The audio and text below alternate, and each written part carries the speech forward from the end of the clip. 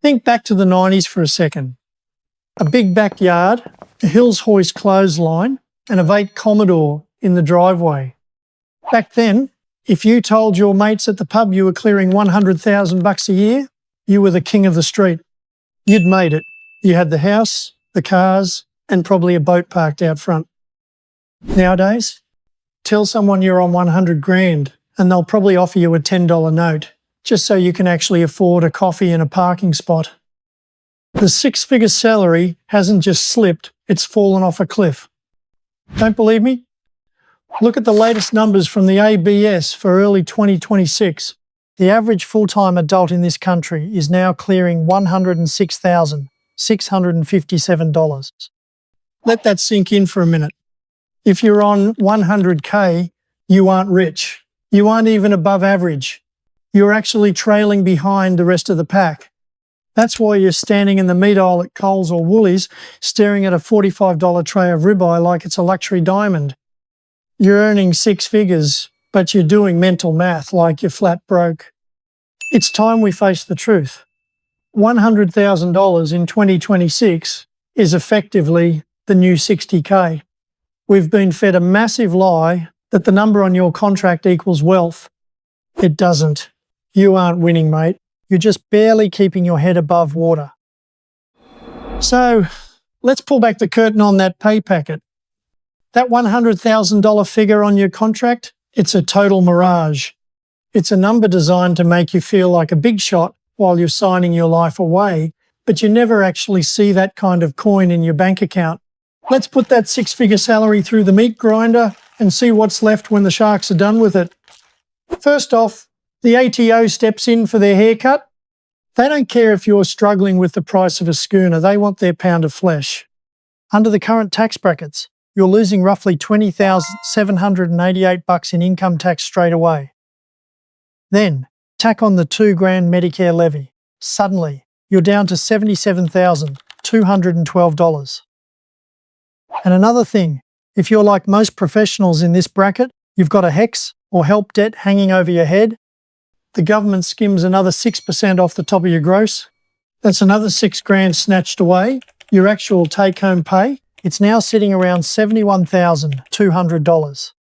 To see how we actually live, we've got to look at the weekly level. You're looking at $1,369 a week in your pocket. Sounds all right on the surface, doesn't it? Until you try to put a roof over your head. According to the latest Domain report, the median house rent in Sydney has hit a staggering $800 a week. Do the math. $800 for rent out of a $1,369 paycheck. That is nearly 60% of your cash gone before you've even flicked a light switch, paid the strata, or put a litre of fuel in the car. Monday, Tuesday, and half of Wednesday, you're working purely to feed the landlord and the taxman. You only start earning for yourself on Thursday morning. That's the reality of the six-figure dream. It's not wealth, mate. It's just a high-end treadmill. And here's the rub. It gets worse because of the bracket creep scam. This is the oldest trick in the book.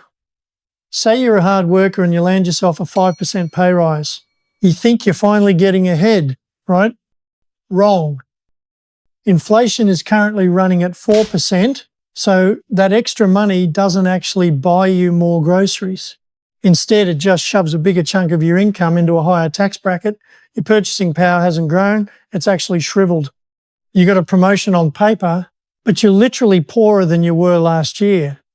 And it's not just the big stuff, it's the silent thieves, those unsexy, soul-crushing bills. Your private health insurance premiums just took another jump. Your power bills are through the roof. And filling up the tank, you're looking at over $100 every time you hit the servo. So what does this mean? At $100,000, you're stuck in the welfare dead zone. You make too much money for Centrelink to give you the time of day, but you sure as hell don't make enough to ignore the cost of living. You're paying full price for everything while the government treats you like a cash cow. Look at Guy A. He's a manager in Sydney on $100,000 a year. He wears a suit, spends $6 on a coffee, and pays $800 a week for a cramped apartment. Then look at Guy B. He's a sparky out in the regions on 80 grand. He's got zero student debt, writes his Hilux off on tax, and his rent is peanuts. Who do you reckon has more money for a schooner on a Friday night? The 80 grand tradie is living like a king, while the six-figure manager is back in his damp apartment eating 2-minute noodles. The real killer isn't just the tax, though it's the mental game. I call it the middle-class facade. There's this massive pressure to act six-figure successful. So you go out and finance a brand new 70 grand ute or a European SUV you don't need. You stick the holiday to Fiji on the credit card because you think you've earned it. It's a debt spiral, mate, and it's bloody exhausting. It's why we're seeing so much burnout in our 40s and 50s. You're working 60 hours a week just to service the interest on a lifestyle you don't even have time to enjoy. You're a high-paid prisoner to your own driveway, and even if you try to buy a home on $100,000, you're stuck with an apartment and the strata trap. Strata fees are the new silent mortgage. I'm seeing fees hiking up by 20% a year just to fix a leaky roof you don't even own. You're paying $5 or $6 grand a year just for the privilege of owning a concrete box in the sky. That's why the smart Aussies are doing the opposite now. They're downsizing just so they can actually breathe. They're trading the prestige of a city postcode for a quieter life where their paycheck actually means something. They've realised that having a smaller mortgage and some actual freedom is worth a hell of a lot more than bragging rights at a dinner party. We've got to stop looking at $100,000 like it's the finish line. In 2026, that number is just the starting block. It's the new survival floor. It's the bare minimum you need just to tread water without drowning. We need to change how we measure success, and we need to do it fast. Forget the gross salary. Stop tracking dollars and start tracking your time instead. If you're clearing 100 grand but you're grafting for 60 hours a week, answering emails at 9 p.m. and wasting 2 hours a day in a traffic jam, you aren't wealthy, mate. You're just a well-dressed prisoner. Real wealth in Australia today isn't about a German car or a fancy watch. It's about having enough breathing room to actually live. It's about having the freedom to pack up the car and take the big lap while your knees still work. If your six-figure job won't let you do that, then those extra zeros are worthless. So let's get real. Drop a comment below.